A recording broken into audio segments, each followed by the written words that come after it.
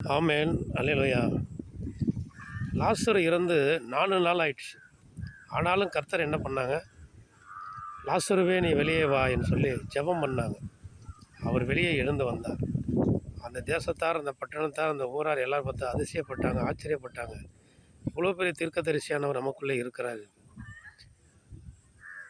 அவரை பார்க்க அக்கம் பக்கம் ஊரில் உள்ள எல்லாரும் என்ன பண்ணாங்க, திரண்டு வந்து அந்த லாசருவை, இறந்து போய் 4 நாள் ஆன அந்த லாசர் உயிரோடு வந்துட்டார், ஏசப்பா உயிரோடு எழுப்பிட்டாங்கன்னு சொல்லி பார்க்க வந்தார். இன்றைக்கு நம்ம வாழ்க்கையில் இறந்து போன காரியங்கள், அதாவது வயது முதிர்ந்திருக்கும், திருமணமாகிற வயதை தாண்டியிருப்பாங்க, திருமணம் நடக்கலை, அது இறந்து போயிடுச்சு, அந்த காரியமே இறந்து போயிடுச்சு, இனிமேலுக்கு அவ்வளோதான் அப்படின்னு நினச்சிட்டு இருப்பாங்க. அதே போல் நம்ம வாழ்க்கையில் அநேக காரியங்கள் விட்டு போயிருக்கலாம், அது நின்று போயிருக்கலாம். எப்படி லாசர் உயிர் பெற்று எழுந்து வந்தாரோ அதே போல் அந்த விட்டு போன காரியம், முடியாது இனிமேல் அவ்வளவுதான் அப்படின்னு சொன்ன காரியம், மீண்டுமா இயேசு கிறிஸ்து உயிரோடு உண்டாக்கி, உயிரை உண்டாக்கி அந்த காரியங்களை துளிர்க்க வைப்பார், அதை நடத்தி காட்டுவார். அவர்தான் இயேசு கிறிஸ்து.